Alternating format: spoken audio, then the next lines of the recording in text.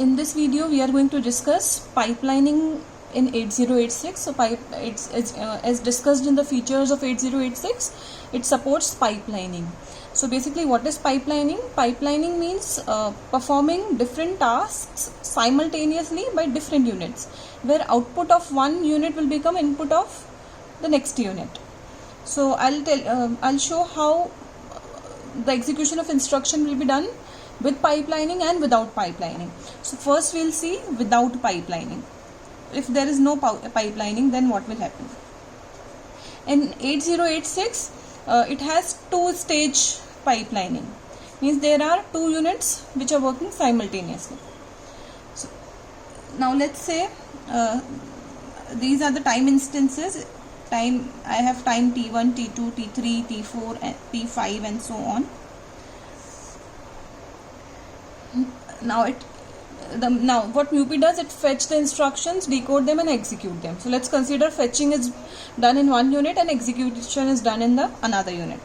So let's say at time T1, instruction 1 is fetched. Then at time T2, this instruction will be executed. So instruction will be executed here. Okay, now instruction 1 is fetched and executed. Now it's time for the next instruction. So now at the next time instance, instruction 2 will be again fetched. Then this instruction 2 will be executed.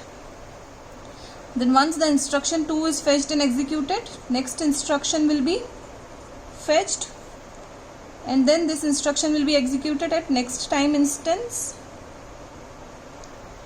Similarly, at time T7, the next instruction will be fetched, and so on. Now we'll see how the instructions will be executed in case of pipelining. So now with pipelining, what will happen? Now let's say I have again some time instances, time T1, T2, T3, T4, T5, T6, T7. Okay, and I have two units, one for fetching the instructions and another for executing the instructions. Now it's time T1. Instruction 1 will be fetched. Now once the fetching is done, this will be executed. Instruction 1 will be executed at time T2. Now we have different units for fetching and executing. So when the execution unit is executing the instruction 1, fetching unit is free. So at this time, this unit, fetching unit, can fetch the next instruction, which is I2. Now execution of I1 is done. Then this I2 will come for execution. Now when I2 has come for execution, fetching unit is free, so it can fetch the next instruction. It can fetch the next instruction, which is I3. Now once execution of I2 is done, I3 will come for execution and fetching unit will fetch the next instruction. So pipelining is what? Fetching the next instruction while the current instruction is getting executed.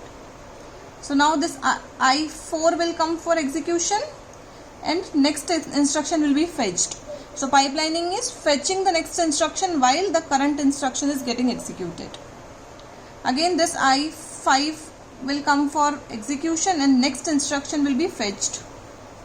I6 will come for execution, next instruction will be fetched, and this way it will go on. So now if we see without pipelining, in 7 time instances we were able to fetch 4 instructions and execute 3 instructions. Now with pipelining, again in the same time we were able to fetch 7 instructions and execute 6 instructions.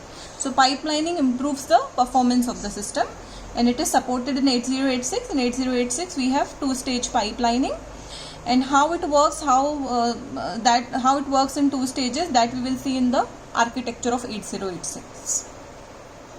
In the next video, we will see the next feature of 8086, which is memory banking.